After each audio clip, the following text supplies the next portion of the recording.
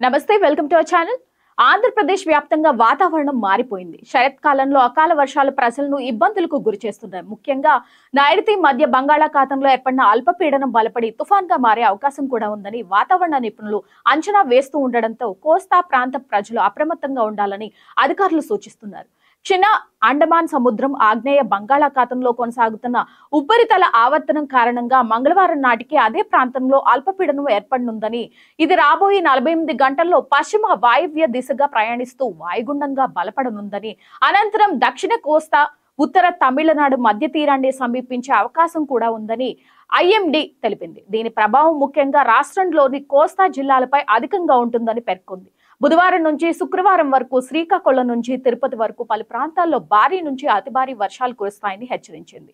ఇదే సమయంలో విపత్తుల నిర్వహణ సంస్థ కూడా జిల్లాల వారీగా హెచ్చరికలు జారీ చేసింది.